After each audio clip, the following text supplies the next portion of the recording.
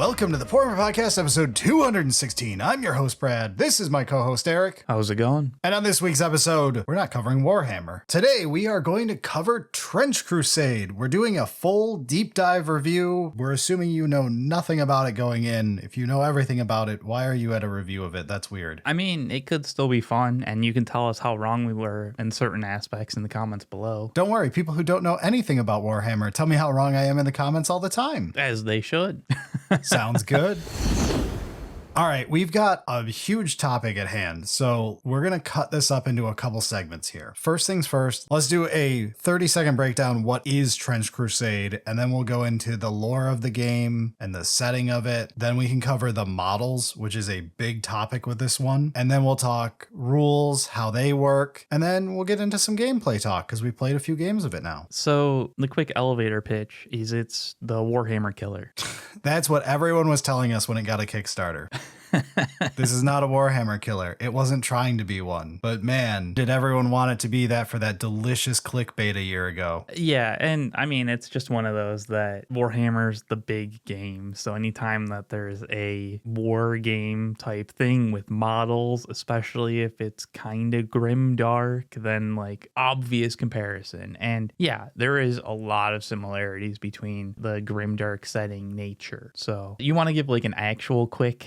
Yeah, for a quick lore rundown of what the world of Trench Crusade is. It is alt history. It is extremely grimdark. It's basically World War I as the setting, except it's humanity versus hell. So to give you a quick lore dump of the alt history of Trench Crusade, there are a million channels who have very good videos on this, but here's a 5-second version. History is the same up until the First Crusade in like 1099. The Crusaders get to Jerusalem. They find a funny relic in a basement. Starts talking to them. They get told, don't listen to the relic. The Knights Templar listen to the relic, open a portal to hell on earth. Hell fights humanity for the next 800 years. Whole bunch of events happen. Really cool world building stuff occurs. And we end up at 1914, which is the year that Trench Crusade takes place. And it's the year of World War I in real life. That's your basic 3-second summary of how we get to the setting of Trench Crusade. Right. So on that, a quick aside, I suppose, is in Warhammer, and there's going to be a decent amount of references to Warhammer in this just because like... We've done a couple episodes on Warhammer. Yeah. And I think a lot of our listeners have some understanding of that as well. If you don't, how did you get here? Welcome.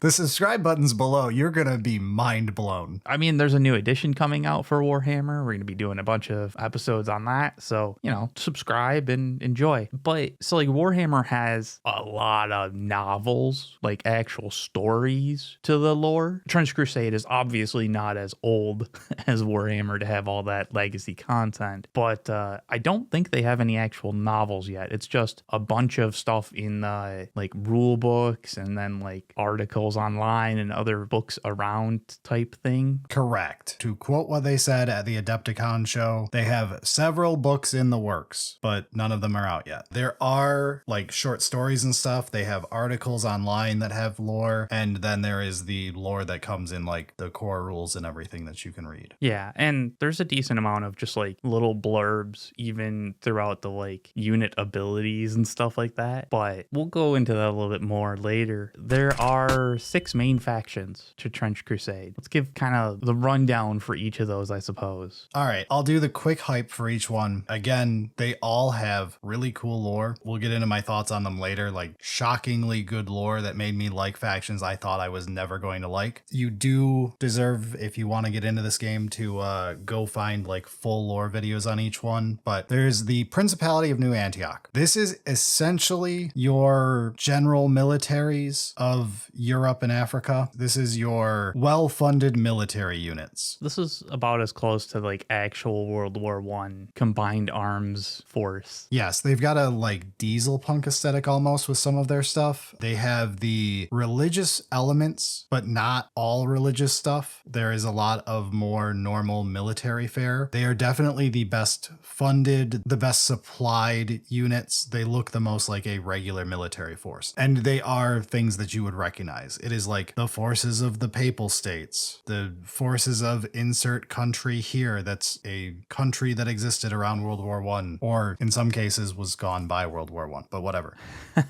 Yeah, I mean, there are a few obvious changes through history. I mean, just the fact that it's like Antioch is one of the major things is like, okay, yeah, I guess that sort of makes sense. It was fairly important during those years, but not quite to this amount. Yeah, so we should get into this. The reason it's called the Principality of New Antioch, Antioch became a fortress city after Hell invades Earth, and then at some point during the 800 years, Antioch is destroyed by an unknown weapon of mass destruction. It's just poof gone. So then the idea of New Antioch, for us 40K fans, Cadia fell. 15 new Cadias now. I'm glad you made that because I was like, it's so new, Cadia. Yeah. But it is kind of interesting how it's kind of like the fortress city that, you know, Africa and Europe are just funneling their supplies, their tech, their military in general over there to be like, make sure that the evil forces don't come wreck our shit. You can have war there and ruin your land over there. Which it's interesting because it does have like lore droplets for all sorts of scenarios too, of like the lines being broken and attacks by the heretics all the way into like the English Channel and stuff. There is really cool world building all over the place in this. Yeah, I mean, there's a pretty cool like breakdown of like important dates. One of them had like a French city fall to Beelzebub or something. So like things have not been particularly perfect, but it seems like New Antioch is holding at the current 1914 date. Yes. And for a fun thing, so they've got like the diesel punk aesthetic with, they've got like their first attempt at power armor where it's like the walking tank guy you've seen on any poster for this game, and I'm sure Borrelio's already used the art for it. I would hope so, because it does look really cool. I think they did a great job. It looks sick. I really liked the ones I painted. Yeah. But they also, the first spacecraft launches 15 or 16 years before the setting takes place now. All right. That's pretty cool. Yeah. Starting your space program in 1900. I mean, they have had to be at war for a long time, and there's been massive work on like artillery stuff. So yeah, it sounds insane until you remember that's only like bumping it up 70 years. Which is pretty insane. But if you move the entire like industrial revolution forward. Right. Like you've been at war for 800 years. So like think of how much wars in history have progressed technology, ignoring 40K as a setting where that's like the whole gimmick is it doesn't. But like there is a lot that goes on during these 800 years that alt history changes. There's even like the whole horde invading Europe thing that doesn't seem to have happened. I don't know what was going on there. There's a lot to the world that we haven't fully seen yet, but I guess we're focused on the important parts. Yeah. The portals to hell everywhere. Those seem fairly important. So second faction is Trench Pilgrims. These are your irregulars. This is basically your classic religious zealots. They're people driven to the front lines just because it's like hell's invading Earth. I'm going to die anyway. I might as well fight hell and maybe earn a spot in heaven. Yeah, it seems like there's a lot of like repent kind of stuff going on there. This is the most classic 40K aesthetic. This is your crazy religious zealot, your sisters, your Black Templars, any of those. Yeah, the full charge forward into Hell's forces. It doesn't matter if you have no actual equipment or training or anything. It'll be fine. I will say they have a bunch of really metal lore. The entire existence of communicants is insane. This is a great sales pitch for the crazy grimdark in the setting. Communicants are what happens when the church has clones of Jesus Christ and has people eat the clones of Jesus, and by devouring the flesh of the Metachrist, you get super strength, and it will probably kill you.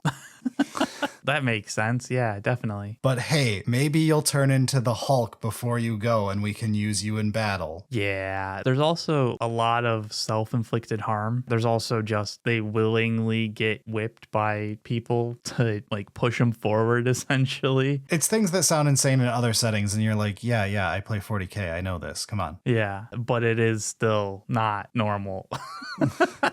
I did think that the Anchorite shrine was pretty cool. Yes, it's a dreadnought. Actually, what it really is, it's a Sister's Mortifier. Yeah, because like the entire inside is like spikes and barbs and stuff like that. And once you go in, you don't come out until you're dead. Yes, it's a diesel punk mech, but the mech pilot is in an Iron Maiden. Yeah, it looks really cool. Yes, it's like literally a mortifier though. Yeah, the Trench Pilgrims, as much as they are the irregulars and like picking up random stuff, they've got some cool things too. My surprise hit of the setting, the thing that I had like zero interest in going into the setting, and then once I got into the lore, I realized that I really liked this faction, the Sultanate of the Iron Wall, or the Iron Sultanate. Yeah. This faction is the other half of the Abrahamic religions involved in the crusade here, and they are basically the ones who say, don't listen to the creepy artifact in the basement. You're gonna screw up and summon the forces of Shaitan. So then when the Knights Templar do exactly what they were told not to do, the Iron Sultanate is kind of stuck with, well, we told you so, but we're still screwed anyway. Yeah, they're essentially on like the other side of the hell portal. Yeah, so after they get kicked out of Jerusalem and then the portal to hell opens, the great creator of the universe gifts the faithful an iron wall that just appears, and it's like a giant mythical wall well beyond anything that mortal man has ever made. It's like actually not just an iron wall, like there's more to it than that.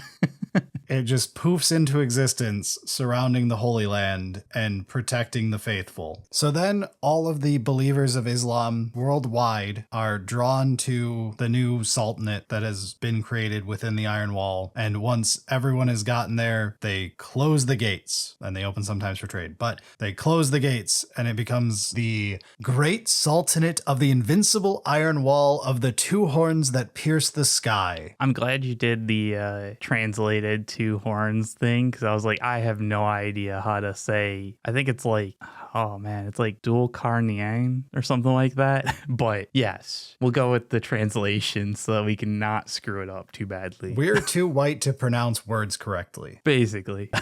But yeah, cool badass wall that's basically impenetrable as long as you actually put people on top to make sure they don't just climb over it. So to fast forward to where we are today with them, the Iron Sultanate acts as like a very scientifically minded force. They are artillery experts. They're masters of fleshcraft and other alchemy. Yeah, their alchemists are wild. Like actual, what you would think out of alchemy, you know, control over fire, metal, flesh, life. Yes. And they're capable of creating like artificial life and homunculi. They have the Lions of Jabir, which are like the general force of combat homunculi. The Brazen Bull, which is a giant living siege weapon. Yeah. Adorable homunculi they use as assistants. Well, yeah, because they've got like a bunch of artillery on the wall, obviously, but sometimes you need like mobile artillery. So why not just make a giant bull thing? It looks so cool. I love that model. Yeah. And there is the assassins who have minor temporal powers that they then take drugs in addition to accent those powers and make them stronger, and end up with Prince of Persia assassins who can teleport around and be in two places at once, and you name it, they got it. Yeah, pretty cool. There's also just like the general, like this is similar to New Antioch of like their combined arms, an actual military. The Sultanate of the Iron Wall has same kind of thing, just, you know, different. They've got the General Footman, the Azeb, all the way up to those crazy things that Brad was talking about before. And it's all kind of built around the idea of hold the wall. They even have this setting's version of Space Marines. The Janissary are, what the Iron Sultanate will do is they will have forces that leave the Iron Wall to go out and do recon and to destroy heretics and, you know, check in on towns outside of the wall and all that. And sometimes they will find like children who are uncorrupted and stuff, and they will take them back into the Iron Wall, hypno-indoctrinate them. I don't have a better word for it. It's literally what Space Marines do. It's Space Marine-ify. They jack them full of drugs and turn them into super soldiers who are brainwashed to serve the Sultan at all costs. That's literally a Space Marine. Yeah. And that's how Janissaries get made. And it's cool because their military leaders, Uzbasi meritocracy can be locals or can be janissaries. It's actually interesting that technically someone who is born a foreigner and brought into the land and turned into a super soldier can end up in charge of a military force. They are an entire meritocracy, like all the way through with all the different aspects of them. Yeah, even like the sappers that are underneath the wall, making sure that nothing digs under the wall, if they last long enough and like prove themselves, get upgraded to be in control of like the artillery on top of the wall. All right, but we have spent too long on the Iron Sultanate. I meant for this to be like 2 minutes long. Hopefully Borelli will cut us down. Yeah, but they're the cool ones. The rest of these don't really matter. They are the ones that I was shocked at how much I ended up loving their lore. It's so good the whole way through. But anyway, the ones you would expect I like the most would be the Forces of Hell here. Let's start with the Heretic Legions. This is probably the easiest ones to talk about. They're CSM. They're more just general heretics, like Traitor Guard, but they're the human mortal forces of hell. This is people who have decided hell's invading, I'm joining the winning team. Well, I mean, yeah, it's slightly more difficult than that because like there was a bunch of people that essentially live in the controlled area of hell. And so like you don't have much of a choice if you want to not have a shit life. Maybe you could do a little bit better. I actually really like, one of the first thoughts I had was, is this mostly people who just went, hey, I'll join you rather than get killed? And that's not the case. And it gets pointed out like very early in the lore for it, of when hell invades and they start taking places over, the Heretic Legions are not made up of people who are like, please don't kill me, I'll join you. Those people get slaughtered. It is only people who are like true believers, like throwing up the devil horns as the invasion is happening and being like, woohoo, finally, that's who gets to join. So to like actually join the Legion, there's a pretty simple task that you have to do. You just have to look upon Hell's Maw. And you know, the whole make a vow with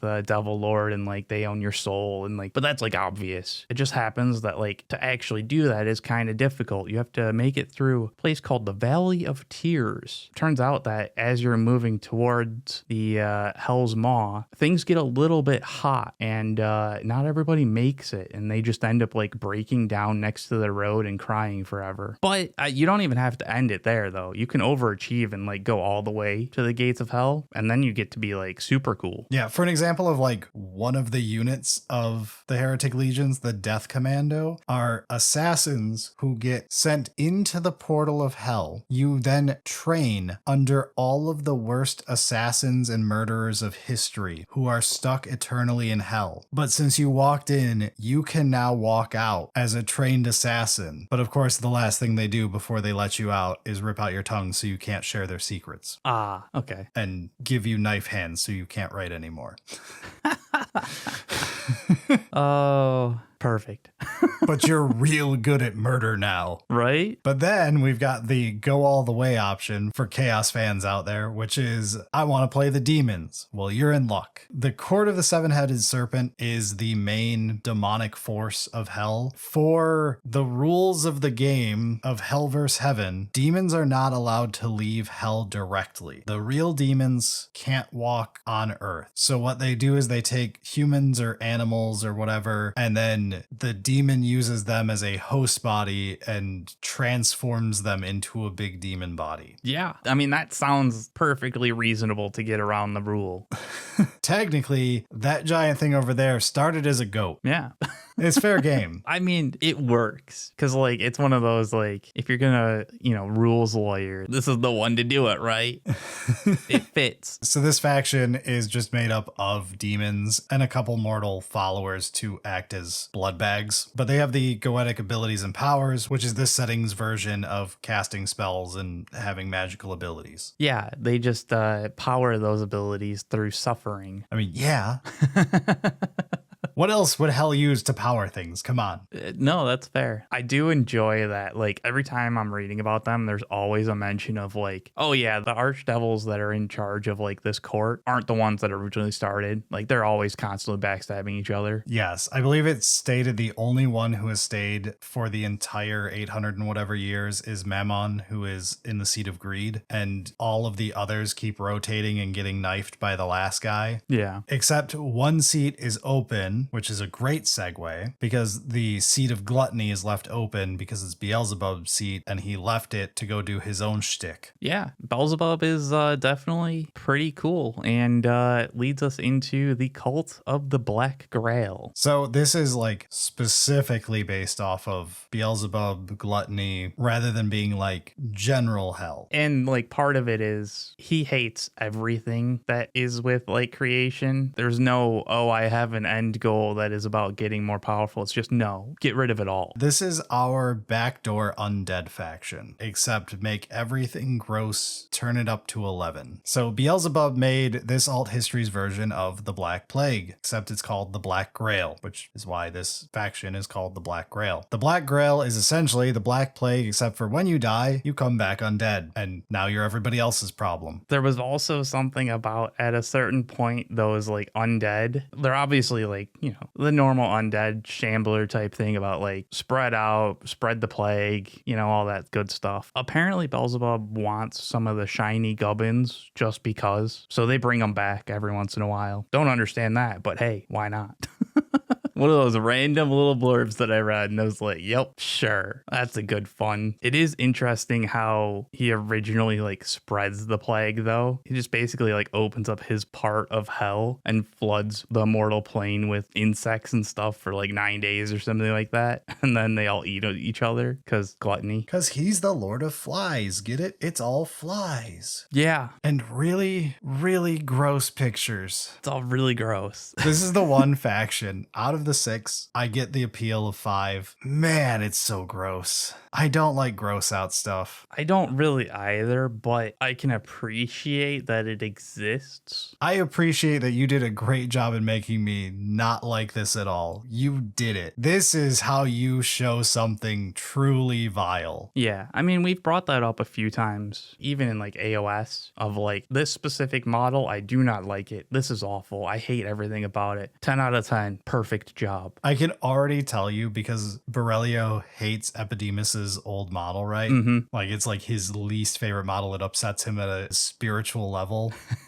He is not going to want to show anything from Cult of the Black Grail because I know he does not like this stuff. Yeah, and that's fair. Lord of Tumors and the 2 guys just drinking his pus sacks. Oh yeah. Ugh. They did a great job of it, but those are the factions. And I guess we can talk about like the actual models now, as I think that's what we were going into next. Yeah. So there's a rundown of the lore as quick as we can do it to give you like an actual 0 to some knowledge of the lore. So let's talk about the actual game and the pieces of it and all of that aspect now. So the first big thing is this is a model agnostic game. Technically, you can use 40K models for this and no one can say anything. It's just get the base size right and try to get something that's about the right size vertically. I'm a big fan of that. Like even in 40K or whatever, it doesn't really work for tournaments, but whatever, get it close, make it so it's obvious what it's trying to do. And we'll get into the tournament ability of this game in a bit here. Yeah, but it is quite nice that like from the fundamental rule stuff, they're saying, yes, it's okay. It's also, as we're getting into the model discussion, it's very nice because it means alt models for everything exist and are easy to find. So if you don't jive with one model, then you can just find a different sculpt of it. And it's as official as anything else. But there's a couple different ways to get models. Let's walk through our little model journey and the different things that are available. Okay. First off, we bought models at Adepticon while we were there. We've talked about it before on an episode. We bought resin models while we were there. They did have plastic models, which we'll get to at the end here. But these are pre-made resin models in boxes that you can buy. They've got war bands like this, which are like the starter sets. And then they've got individual models in, you know, like little units of 2 or 3 guys. We bought a couple of these for different ranges. We did the Court and we did Heretic Legions because I am a Chaos boy and I can't be stopped. I see demons and I go, that's cool as shit. And I wanted to play with the Artillery Witch, so we did Heretic Legions. I was like, Heretic Legions because of Artillery Witch, but she's so gorgeous. Yeah. That model sold this game. The original Artillery Witch art, if it didn't exist, I don't know if the Kickstarter would have funded because that thing was like everybody's first love in this game. I don't know anyone who didn't go, holy shit, that art is just peak. Holy shit, I read Chainsaw Man. No, I always think of it as the most Kojima art. Yeah, that's fair. But anyway, so we started with those, and these, we found out I was under the wrong impression when we bought them. I thought they were resin mold. I thought they were molds that you pour resin into, and then like this is how Forge World makes their models. And then you end up with a resin figure. That is not the case. The way it works is they teamed up with 3D printing companies, and these models that are in these boxes are literally just 3D printed. Which makes sense, and also kind of makes sense on why they have some limited quantities of certain things. Yes. So at this point, when we are saying this, about a year after the Kickstarter happened, they are teamed up with like 4 or 5 different manufacturers now. But one of them, the one that we bought from Adepticon, it turns out is like 30 minutes away from us.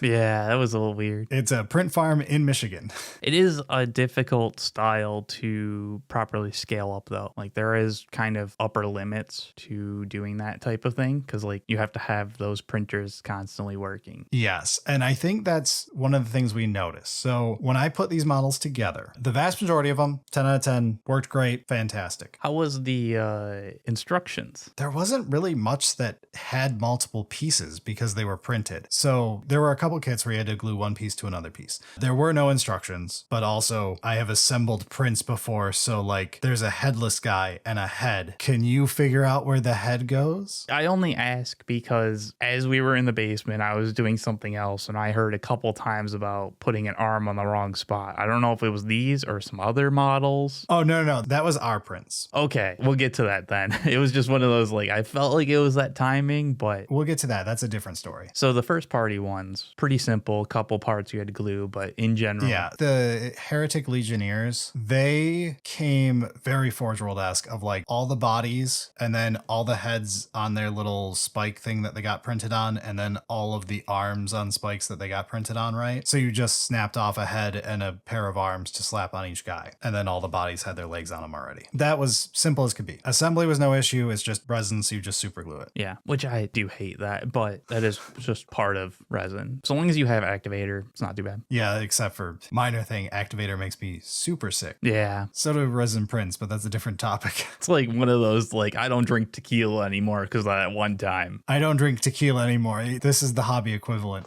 We've told stories on the podcast before. But anyway, so there was a problem. We bought these kits and the Desecrated Saint model, when I took it out of the box, which the packaging was fine, no real issues with it. I took it out, laid it out, and it's the largest model of the bunch. So it was actually like you had to attach each leg, each arm, and the head. I know, real difficult to put all 5 limbs on a model. The problem was I can count to 5.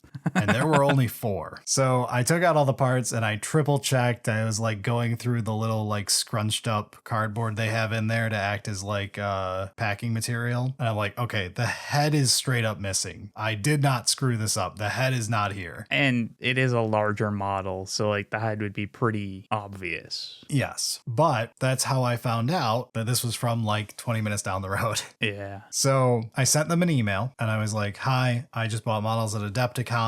The head was missing, and also I've got a leg that looks like it was misprinted. I was like, can I get a replacement head for the Desecrated Saint and this leg? And within like 5 minutes, I actually got a message back from their contact email, and it was like, oh, sure, we can get the head to you for sure. Can we see what was misprinted on the leg? So I sent them a picture of it, and they're like, oh yeah, that's weird. Okay. They sent me the head and the leg in the mail, and they were like, if you're local, you can pick it up at Michigan Toy Soldier. And I was like, while I could, I'm going to get the more general audience review and I'll just have them ship it to me. And also, don't need to go to the hobby store after buying all this stuff at Adepticon. And that's only Eric's complaint. I'm fine with spending more money. Eric's the loser. That's true. But I mean, that's pretty good. So then 2 days later, they showed up in the mail and they were perfect replacement parts, put the model together and we were good. Nice. So that's the resin that you can buy in boxes, and it will vary depending on who made it. Even over the boxes we bought at Adepticon over were those two factions. They were all from the same manufacturer, but I did notice they were clearly from different printers. The Desecrated Saint, it was clear that certain limbs were printed on a different printer using different resin than different parts. Like you could just tell, like it's a different gray, it has a different sharpness. I mean, that is why scaling up in that style is so difficult. Yes, it is great for Kickstarter type stuff, for the startup style stuff. It's an awesome first step, but there's a reason that no one does this at large scale. Just quality control overall is difficult to maintain. Yeah, but it doesn't require the huge amount that you need upfront in order to do plastic models. Yeah, but overall, we bought several models, so there only being like one minor issue that was like quickly resolved. That's overall pretty positive. Yeah, I have no real complaints. I think that was actually as high on the acceptability spectrum as you could hope for. I couldn't ask for a better realistic result out of that. There are other options though, and we did some of those too. So the next thing you can do is printed first party models. Once I realized that these were not special and were just printed, I kind of felt like a dumbass. And I was like, well, we did it for the episode. Yeah, but we also have a printer. We have multiple printers. And it was like, I probably could have paid the same or less for the files and just had my brother print them. So guess what I did for the next faction? I went and I bought the official models on My Mini Factory on their webpage, got the models to my brother, he printed them off, and that's how we built the next faction up. It was good. So we did find, looking at reviews on My Mini Factory, apparently when it first launched, certain models had bad issues. There were either like voids within the model where you would end up with soft resin, stuff like that, different issues, but it looks like all of them got repaired and fixed. All the ones we got worked perfectly. My brother was keeping notes the whole time he printed everything we did. And for first party models, there were 0 failed. You literally just threw them on the plate, put them in your slicer, hit print after doing supports, and you were done. Yeah. He was very happy with the first party models. So I think those, again, are the best you could ask for. There was no real issues with them. There was the weird thing of like, we were looking at art versus models, and for some reason with like the mercenaries, it seems like all of the models, because I know the way this was handled, I didn't look up the exact this is how it happened, but I'm sure this is how it happened. This was a Kickstarter game, and I'm going to bet that they had to find modelers for every faction, and just mercenaries was probably handled looser because the key arts versus the models do not match up as well as with other factions. So there's a lot of first party mercenary units where I'm like, I feel like I'd rather go with a third party that looks more like the artwork than these models do. Yeah, it's tough to say what actually happened. It could have just been a difference in timing where like the artwork was made at the same time as the model, but they weren't like constantly talking to each other on the iterations. So then I spent more of our money. Because we didn't have actually every model. Yeah, I was like, hey, if I don't like some of these models that are first party, let's make use of the fact that this game is model agnostic. And so then I went and found on My Mini Factory, you can literally just type in the unit name you want and you get a whole bunch of results because they're not trying to hide from, you know, the Eye of Sauron with GW properties. They're literally like, hey, I made this cool Iron Sultanate unit. Look at it. Would you like to purchase this? And it's like, yes, I would. As opposed to trying to find a Dread Knight without actually having it say that specific thing. A Crusader Machine 9000 for honorable psychic warriors.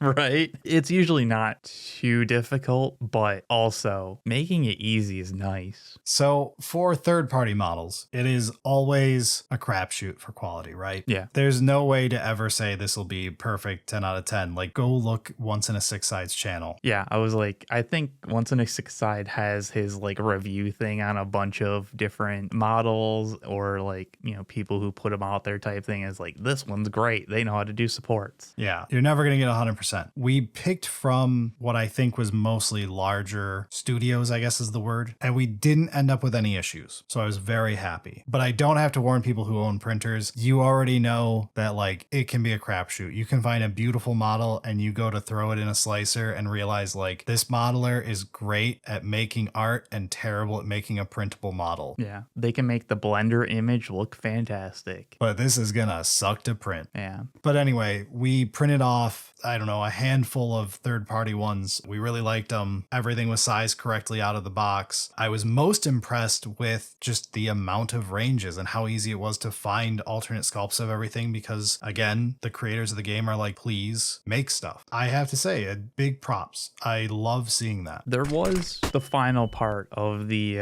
actual plastic models. Which, aren't you glad I finally stopped spending money, Eric? The one thing Eric wanted to buy because he hates resin models. It was like, we should get the plastic ones. I understand that the models aren't that exciting compared to artillery, but like, we've done resin. Resin sucks. Plastic good. My problem is the only plastic models that existed when we went to Adepticon was the Prussians, and they're fucking boring. Sorry, I can't help it. God, it's so boring. They're not quite as exciting, but they are made by Archon Studio. Yep, so we haven't built these models, but we have made a couple models from that same studio. They also make the StarCraft models that we bought at the same time at Adepticon and haven't built them all yet, but so far they've been pretty nice. And Eric learned the same lesson I did while assembling Archon terrain years ago. God damn, that plastic's sharp. It is quite sharp, yeah. There's several parts that are like, wow, that hurt. That plastic gets knife edge sharp when it needs to. But it's like really good quality, and like the prints themselves are quite well laid out. I'm assuming that a lot of that same quality would carry over into Trench Crusade. Yeah, so we can't say for the Trench Crusade plastic made by Archon Studios specifically, but we have assembled other Archon Studios plastic kits before, and they're great. Even without counting the new StarCraft stuff, half of the terrain we play on is Archon Studios terrain. All of their plastic range from like 2021 or whatever. Yeah. But my Slith, who are legend now, thanks GW, are also Archon models from Starfield or something, whatever that one game they made was. So there's an expectation that it is probably pretty good quality. Hopefully more Trench Crusade stuff comes out in plastic. Right now, we have the announcement of, in July, the first plastic Versus box is coming out, which will probably be the first thing most LGSs have for Trench Crusade. That would make sense, yeah. So this is going to be like a big intro box with 2 factions in it, all plastic kits, bunch of options. They've been showing it off for like a couple months now. It looks really good. But yeah, that's our attempt at a quick review of all the different ways you can do models and how models are handled in this game. Overall, very positive experience. I think they nailed this aspect, but let's get into rules. All right, so from the start, the rules are free. They're just available online. Like with almost every game in existence? Yeah, it's wild, isn't it? Could someone tell Nottingham?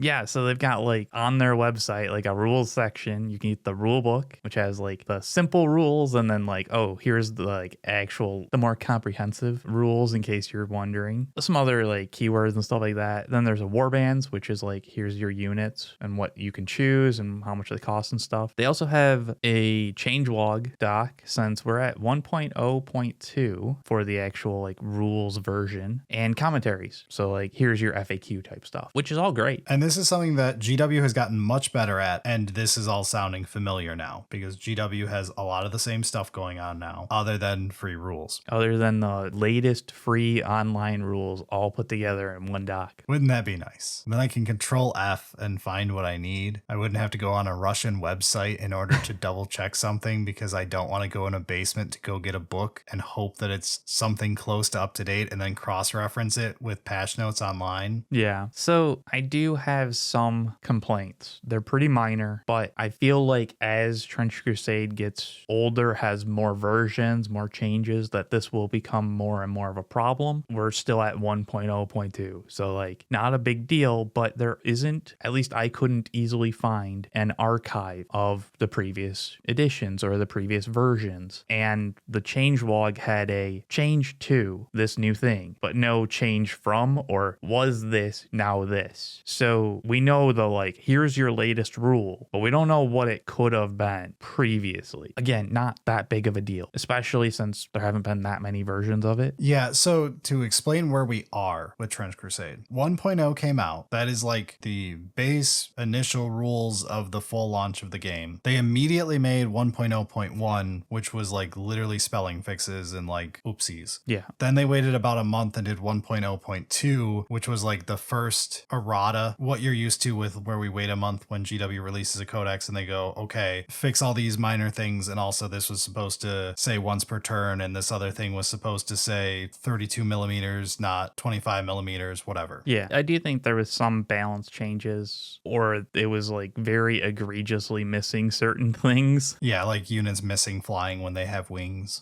Right? Little things like that. But that's the minor updates they have done. And I'm not too fussed about not being able to find 1.0 or 1.01 if their argument is 1.02 is just fixes, because the thing that will really put me over on Eric's side of we need old versions in archive is the way updates are handled. So they've talked about this in a series of articles. They are going to do a biannual update that has like balance updates. They are going to be handled in a way that I think is kind of cool. This is a slower way to handle things than how GW does. I prefer more rapid fire stuff. I play games a lot more than I think the average fan of this would. But this is a neat way to handle it at a slower pace. So in April and October, twice a year, they are going to do a major rules update where they show previews for a bit and go like, hey, here's what we're thinking. And you can give feedback during that time if you want to like try out some ideas that they've had. And then they, in April and October, go, okay, here is the public beta test. Here is like your patch notes that you can try. Please send us feedback if you play games with these over the next few months. Yeah. You can then play those public beta tests, and then at the other 6 months, like April is when we just got the first update. All of those came out last month. Then in October, those will finalize into an updated version of the game, and you'll get a new version of the rules that have all those updates from April that have made it into the final cut. And in October comes out the next public beta of now you can play with these test rules. Tell us how these ones go. And then in April, they will solidify, and then here's your new test ones. So you can always play the beta version of rules, and then here's your actual solidified version, which is 1.0.2. Yeah, you've got a release version and a beta version. Now, here's the spicier part. While we were prepping for this episode, last week, they just announced randomly, hey, here's a hot fix for Court. Yeah. Because it's pretty well known by the player base that Court of the Seven-Headed Serpent is not in a good spot right now. Design-wise, it needs a very large rewrite. They're aware of this. They're saying the big October update is all about fixing up Court. It's going to include a whole bunch of different rules, but they don't want to make Court players wait until all the way to October to make it playable. So they released a like random hotfix on like May 4th or something. And they're like, yeah, this is outside of any schedule, but we have to release something because it's painful to make you guys wait all the way to October knowing how bad things are. This is interesting because it's an immediate break from their promise of when they're going to be doing updates, but also it's because of hotfix needs. And I am always on the side of don't get fussy with I gotta wait. I gotta do it right on my normal schedule. If something needs fixing in your game, fix it. Within reason. If it's minor stuff, who cares? But like if there's something game breakingly wrong for a sixth of your player base, yeah, then you need to try and do something to address it at the very least. Yes, it is a good thing to see like, okay, here's a hot fix to hopefully make it so that, you know, it's more playable. It feels more fun to actually use the models that you have with like still the expectation of like, hey, October, we're going to do some big redesign stuff, but like, here's what you can play with. Yeah. And even in the hotfix article, they were like trying not to spoil everything, but being like, no, the changes in October are very large. This is a small sampler of safe changes before the huge rewrite changes. So yes, I am in support of that, but it brings up a couple problems. It does. One is there's no link, there's no notification, no note, no anything on the rules page for Trench Crusade of like, hey, there are beta rules over in this area that you could take a look at. There's nothing. Yeah. Eric originally wanted a beta version of the rulebook, and I was like, I feel like that's too much to put into that main download page. Could be confusing. Yeah. And I would prefer it, what you came up with of the link to here is where you can go to grab beta rules if you want to beta test the changes before they solidify in a few months. Just like it's another section on the rules page at the bottom that's like, hey, do you want to test beta rules? Go here. And it's the same area in like there's a spot on the website for those rules updates, the trench wire or something like that. And it's just a link over to that. And then, you know, it's the normal, like you have to kind of dig a little little bit for those beta rules because you're interested in it. I feel like there needs to be something specifically. The whole court hotfix is why I was immediately like, we kind of need to have something. And like, this is why. This is exactly why. Because a normal player who's just getting into this almost certainly won't know that there's a beta or a hotfix for your rules that are feeling like shit. I actually 100% agree with you on that. It is a problem that they have to look at more long-term solutions for. It's also one of those, like, in the future, that's why I would also like to have an archive. So like, if 1.1 screws up court, I could go back to what we had before. Because if it was good before, then I can go back and be like, we're just going to use that, guys. Because like, I don't know what they did. Yeah, that's the fair point where I think the archive needs to come into play for grabbing old stuff, because it's like you don't have any excuse to hide your old stuff. Your rules are free anyway. Yeah. They could be hosted anywhere else anyway. Make a solid archive for people who need it for whatever reason. Maybe I'm just doing a review in 10 years because you're a huge successful game and everyone's like, Brad, do a review of every edition of Trench Crusade. All right, well, now I need to find all of the different editions. It's almost like we've had that problem once or twice for some episode ideas, huh? I wonder what game people want me to do that for and why it's a huge pain in the dick. Yeah. But in general, overall, like, huge fan of having the rules online. They're generally pretty easy to find. It's nice that they have, you know, the change logs, the commentaries, FAQ stuff. We've got betas that people get to take a look at. There's a lot of cool stuff going on here. All right, so we covered all of the external parts of this game. Yeah. Should we talk gameplay for people interested in, okay, but what do I do with these models? Sure. I mean, we're not going to go like in depth of like, here's how you actually play step by step, but I think we can give like a quick feedback rundown of like how it works and our thoughts on it. Again, we've only played a couple games of this. It's not like with 40K. This is after a few games, here's our thoughts. Number one, is this a 40K killer? No, it's a kill team killer. This game is kill team.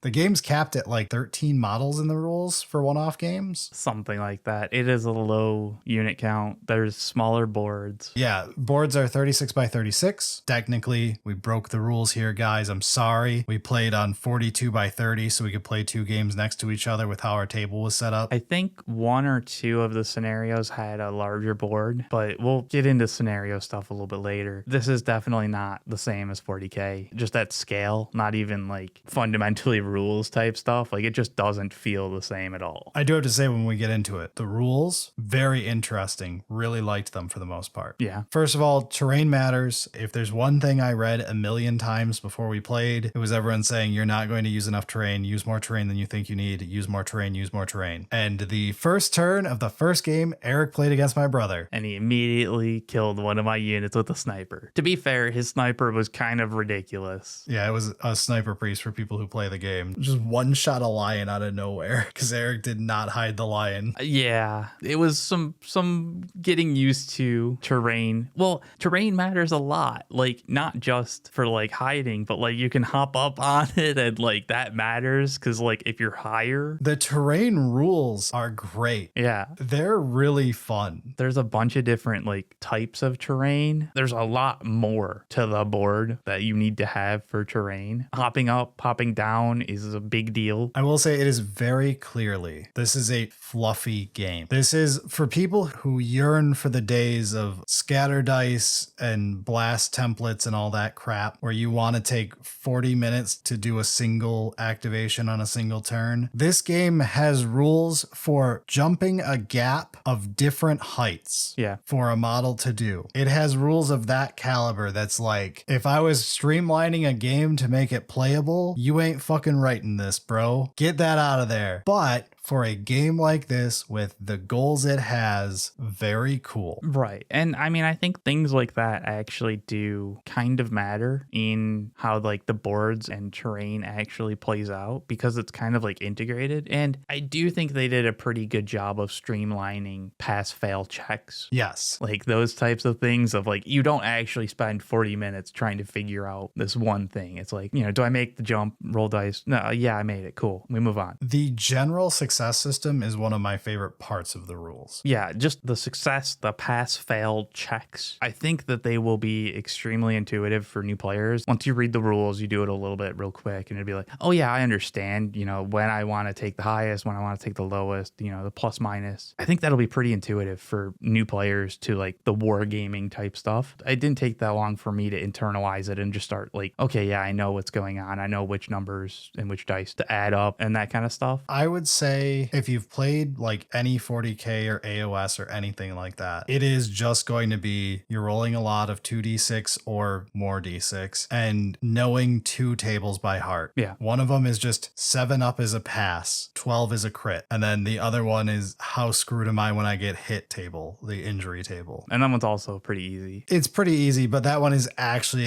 you'll have to memorize segments of a 12-point table. Yeah, the only kind of weird part was when you pick the lowest 2 dice versus the highest 2 dice. That's one of the more ingenious parts of the system. I really like how they did it. Like I said, I think it is going to be extremely intuitive for new players. Just took me a little bit of time to get used to it. So to explain it for everybody, the system is basically skill checks of 2d6 where you need a 7 to pass, right? So that is your general success roll. So you're like, I need to hit a guy. So I'm going to roll 2d6. And if it's a 7, I hit him. Except now we need to modify it because that's how games work. Yeah, that would be quite nice to be more in-depth than Monopoly.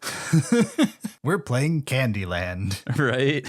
So the modifiers being adding dice or changing the end result. So there is minus dice and plus dice. And you might say minus dice, how am I rolling a 7? For D&D terms, it's advantage and disadvantage. So it's you roll 2d6. If you have plus 2 dice on the roll, you roll 4d6 and you take the 2 highest. If you have minus 2 dice on the roll, then you roll 4d6 and take the 2 lowest numbers. And that's how you modify a roll. And when you actually look at the stats table for it, that gives you really good alteration on your statistics for rolling a 7 out of 12. It actually is quite interesting. And there's also the additional layer of then you can add modifiers to the result. Yes. So that one's very common on the injury table, which is the other one. So the way you find out if you die when you get hit, 9 up, you're dead. And obviously it's got plus and minus dice stuff, but also wearing armor is whatever the final value is minus X. So yeah, you can pretty easily get -1, -2 on that. And it's like, oh, okay, maybe I don't just immediately die. And yeah, for that particular injury roll, a 1 or less is no effect. 2 to 6 is a minor hit, so 1 blood marker. 7 to 8 is a blood marker and you're down. If already down, you get 2 blood markers, which is weird because it's not like a health system. Yeah, it's a lot more like for everyone screaming. That's how old 40K worked, where everything just had 1 life. It was just you had to figure out on a massive flow chart how something died. Right? But like you said, 9 up, they're out of action, they're dead. So and then there's the obvious, how do I make something huge not die randomly 1 out of 12 times? Well, it's got a keyword tough, which is you have 2 lives. And you've got the modifier of the armor, so your result instead of, it's just, there are obvious, oh, you rolled like shit, now it's dead. That happens all the time. But that happens in every game of chance. So that's okay. It's trying to minimize that by taking your armor and all that kind of stuff to figure that out. In general, I kind of like it a lot. Yeah, the entire blood system is really interesting too. So if you're wondering what blood markers are, you can, for any roll your opponent has to make, you can go, I'm going to burn a blood marker or 2 blood markers, and that will give them minus whatever dice. So if you're burning 2 blood markers, you give them minus 2 dice. So if they're trying to dash and they have to roll 2d6 to see if they can get their extra movement, then you're making them roll 4 and take the lowest, and then they're going to fail it. And because it's a risky success roll, it means instead of getting your extra movement, that guy's turn is over. Yeah, so blood markers can make it add a -1 dice to any success roll, but you can also bloodbath roll. And that's the big 6 blood markers to convert an injury roll to the bloodbath. So they roll 3 dice and add all 3 of them together for the injury table. And there's if the target is down, you only need to spend 3 blood markers. It all kind of builds on each other. Yeah, but again, that's enough of the like rules talk. Though I will say, one of my favorite charges in a game, we've played a couple 40K adjacent games before, one page rules, all those. I really like the charge in this game. Partially it only works within this game's setting. You can't just port it directly to 40K, but you can do similar things. It is your charge is your movement characteristic plus a d6, and you always move the amount you charge even if you fail the charge. So you have to like get all the way base to base contact, but like if you roll a 2 and you only move 6 or whatever and they're 9 away, you will move the full 8 and you just failed the charge, but now you are placed 1 inch away from them. So like you are committed. You must do what you think you're going to do, and if you end up way out of position because of it, oh well. But at the same time, it's like it's also less feast or famine of like all or nothing. So like you can actually kind of plan on like, okay, yeah, if I fail this roll, I'll still be in a fine spot, as opposed to just like be in the middle of nowhere. Done that a few times in 40K. Oh, and for a final note, because everyone will bring it up, yes, it's alternating activations, like basically every non-40K game. The alternating activations works out pretty well. I like alternating activations. I understand why 40K does not do them. I get the arguments on both sides of that. I really like alternating activation on single model games like this. Yeah, I was just going to say it works because this is single model. Initiative also kind of helps. So the player with less models gets to choose if they're going to activate first or second, and that happens at like each round. Tie, you roll off, whatever. But yeah, just the low model counts, it works quite well for alternating activation, who's starting. A lot of it just kind of plays well. I do like the keywords that they've put on everything. Pretty easy to look it up in the glossary section. We were doing it a lot in our early games though. Yeah. And the frustrating moment of my brother being like, Brad, you put a heavy weapon on this guy, so why would I put a heavy weapon on this melee guy? And it's like, you have to read the guy's ability. Oh, he ignores heavy on up to 1 weapon. Yeah. But he doesn't have the strong keyword because it's a different ability. And I mean, I'm sure we've played a few things incorrectly. That's just how it is when you're starting a new game, especially with pre-existing knowledge of other games. You make assumptions that aren't quite right. But I think they did a pretty good job of making it easy to look those types of things up. I guess they technically have like a list builder thing in their rules section. I don't know, man. Those always kind of suck for me. Yeah, we just used New Recruit. I'm so glad that they have it updated. I'm just used to the UI. It's easy. Yeah. Is there anything else rules-wise we should bring up before we get into the Campaign versus the competitive? So, I mean, this kind of flows into the campaign stuff, the scenarios. Okay, yeah, this is a good one. So there's 12 of them in the base rules. I don't know if they've released more. I think they're planning to release more at the very least. And the ones that we have are, honestly, they're pretty diverse to the point that like even the game length in the number of turns changes. Some are 4, some are 5. One of them is even random. It's like roll a die as the attacker, 1 and 2, we're done at turn 4. That's kind of crazy to have in your scenario. It's very narrative based. A lot of the scenarios have a clear like, oh, this is what we're trying to do. There's an attacker and a defender, and they matter. They have different things. One of the scenarios has a dragon. I did not read that when we were doing ours test games. I just happened to know that as like preparing for this episode. I was like, I should read all of these scenarios, even the ones we didn't play. There's a dragon. That one has an actual dragon. It's not just like slay the monster is the mission where it's like your enemy's largest model or whatever. Scenario 6, Dragon Hunt. Forces the players will additionally need a dragon model and 6 peasant models. Okay, I didn't realize that that was a thing. There's an entire section of how you play the dragon. That's cool. And the peasants, but like I don't give a shit about the peasants. Sure, but we fanned through those when we were doing them, and we just played the first couple because they were obviously the like easiest ones to set up. Yeah. But I just figured when I was reading names that was metaphorical, and it's like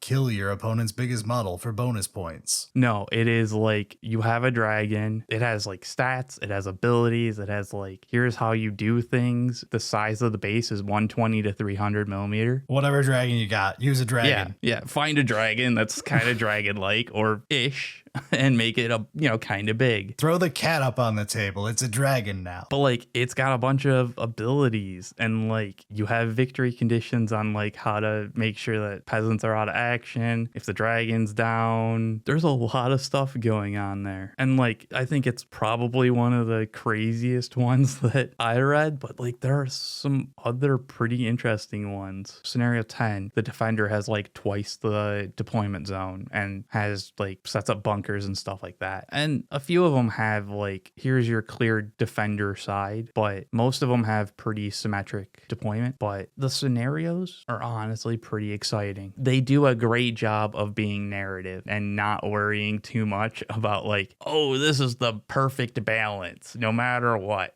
Some of these are not going to be balanced. And speaking of, let's talk about the way that they expect you to play the game. Okay. This is a narrative game. This is sitting between Warhammer and Dungeons and Dragons on how serious you could take its competitive balance. Ooh, that's an interesting one. It is meant for you to make fluffy lists of you and your guys going on a campaign. The main mode they tell you that they expect you to play is campaign. Yeah. Multiple times playing with the same thing, making modifications to your list, having people get injured, having people get promotions and special abilities over the course. It is the default way they expect you to play. Not to play competitively. There are rules for one-off games if you want to try it, but it's not what they recommend. And that's why we tried to play like a quick couple of first campaign missions to try to get the feel for it. But like it was tough because we knew we weren't doing a full campaign. Like 11th is coming out pretty soon. So like there were some choices made that might have been metagaming just a little bit. Yeah, sure. But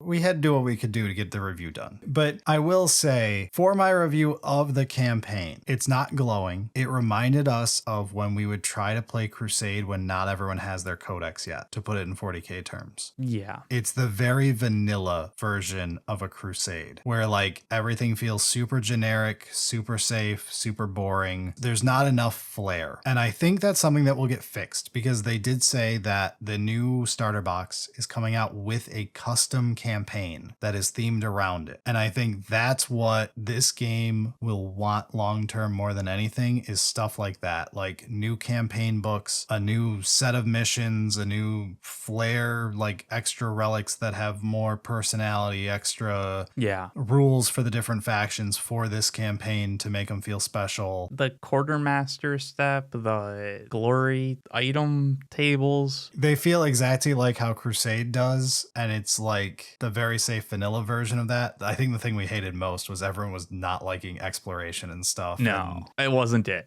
I get the idea. I think the first execution of it is a little off. It's fine, but like it's a little off. And then you compare it to some of the scenarios and it's like, okay, some of those are pretty cool. Yeah, some of the glorious deeds are pretty dumb, but like the scenario itself, I can see there's a lot of change there. And the campaign itself is like very French vanilla. We noticed there was a few things that I want to give it a shout out for, of like what felt like a catch-up mechanic, a couple things to keep a leash on certain people. But in general, it felt very much the most vanilla Crusade. Very much what I expect campaign in 11th is going to be, by the way. Yeah, which like we're pretty down on it here. I don't think Crusade's perfect either, for what it's worth. Crusade has issues. No. We've talked about it before, of Crusades only last about 7 or so games before they get wildly out of hand. Yeah. And you end up with everyone has 5 abilities and it's obnoxious to keep track of. Like, Crusade was not perfect. Crusade being gone, a little bit sad. I'm hoping campaign in 40K is better Crusade long term. We'll see. The initial reveal was kind of milquetoast. We'll find out when we actually see the full card list. And a year from now, if there's additional expansion type stuff to it. Yeah. But the thing is, for me, at the very least, is Trench Crusade feels so much more narrative. It feels like there's so much more potential. The Warhammer game that Trench Crusade is most like is the one that neither of us have actually played and most of our audience forgot exists, which is Necromunda.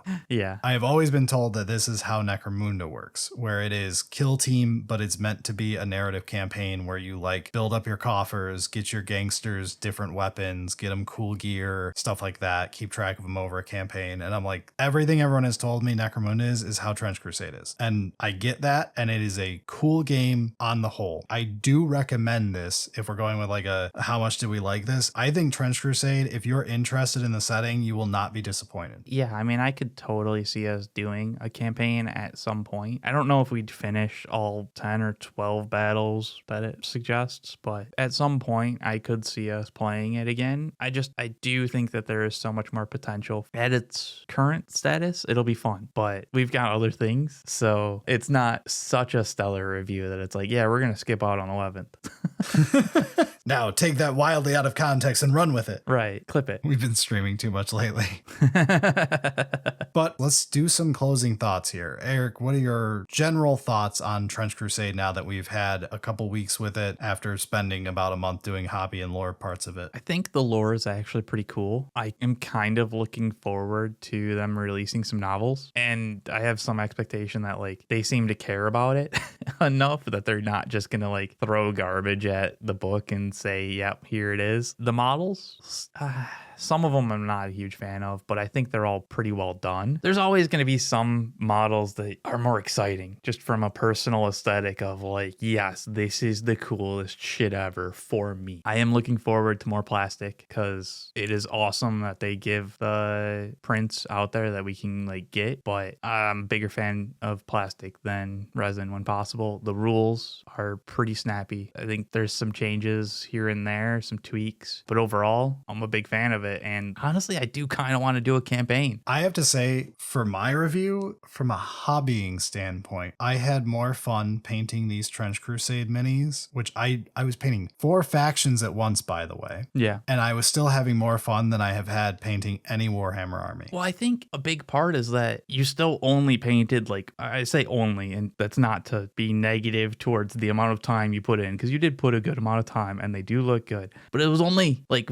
40 models. Yeah, correct. It's about 45 models total, not completed, but I completed about a quarter and about 3/4 of them are about 3/4 done. But I think the thing that I was really enjoying was a ton of variety in the sculpts. You're not painting 10 of the same guy over and over again. Every single sculpt in an army is different, even if it's the same dudes. Yeah, but you're not batch painting 30 of the same model. Yeah, and a whole faction's identity is done over the course of only, at most 18-ish models if you were doing like a whole range, so you had every option available for a campaign. It was just very refreshing. I took things to a higher level than I normally do. This is not for this episode, but I always make, whenever I do a new faction, I make it a new project or lesson to myself. Learn a new thing. Yeah, learning new things. On this one, my big thing was trying to push farther on individual models because I knew I had less of them. So like, I'm in the middle of painting the Spiteful Idiot army. I am painting literally over 100 Space Marines. I am not putting the care into 100 Space Marines that I put into each of these models because there's a lot more of them and they're all in identical armor. Yeah, I think that because you just did a bunch of those and it was all like batch painting the same color over and over again. Oh yeah, it's rough thinking of going back because I was doing that and I started doing the Trench Crusade hobby. I'm like, oh, it's so fun. I'm having so much fun painting and stuff. I can use different colors. Yeah, I have all these different colors. I can do like real fun stuff. And I'm like going back and looking at the boxes of half painted Marines I'm staring at. I'm like, I don't wanna. Yeah. No, I mean, that makes sense. And it does help that the models seem like they help, like with the amount of detail. I also love the model agnostic part, and it's why you don't have to worry too much about the future when it comes to the models and stuff. Right. Because like, if you don't like something, go elsewhere and grab that. They don't care. I will say I was shocked that you said the thing you're most excited for is the books, when that is the thing I thought I was going to be the one to bring up. The books is the thing I am also most excited for because I found myself falling in love with the lore of this game. I did not know going in if I would enjoy it at all. I was kind of put off by it because it said the words Crusade. There were definitely a lot of potential red flags. Alt history. I was waiting for this to turn into Hearts of Iron fan base shit, and it did not. It is extremely good. I am telling you this as someone who hates all that crap. This is extremely well handled. At least so far. We'll see. We actually don't know. We don't have any novels yet. They could screw it up. They could. Everything they have so far, very impressed by. But that is enough of us. Please, if you have thoughts on this episode and want to see us do more stuff like this, please leave us a comment. And also, I mean, talking about us playing games that aren't 40K, speaking of which, we stream. Yeah, on Twitch, Warhammer. If you enjoy us talking about games, even when it's not Warhammer, like right now, you might want to go hang out with us the next time we stream. Follow us over there. We're really bad at reminding people we stream. The amount of people who show up in the Twitch chat and go, wait, you guys have a Twitch channel is painful. We'll get there eventually, though. I guess since we're doing the shout outs, and I think we're kind of wrapping this up, don't forget to give us some feedback on this episode. This is the first Trench Crusade episode. We might do some more in the future. Yeah, this is our first non-40K/AOS episode too. Like, yeah, we kind of want to do the same deal once we get some StarCraft games in. Do you like episodes like this where we go like, hey, you like 40K or AOS statistically if you watch us? Maybe you'll like this other game for these reasons. Or I don't think you want to get into this game because honestly, we played it and it wasn't that great. Whatever it ends up being. Yeah. Like, is this something that we should continue? Do you want to see more Trench Crusade stuff if that ends up being a thing? I know lore-wise, it has been fantastic, and I wouldn't be against doing like a 40K versus Trench Crusade, some lore talk episodes at some point, probably with Bricky or someone who likes lore more. Yeah, I mean, there's definitely a lot of potential episode topics that we could come up with, but you know, since this is one of the first like really different games that we're following, feedback is even more useful than normal. Like, obviously give us your feedback normally, but like this one, like we're really kind of looking forward to what you have to say. And I guess like while you're down in the comments, we're gonna be doing more content on 11th since it's coming out pretty soon. We're gonna be doing some like newer player topics. If you have any that you're specifically interested in, let us know. We probably already have it on our list, but just in case. All right, but that does it for us this week. We are out of here. Sounds good.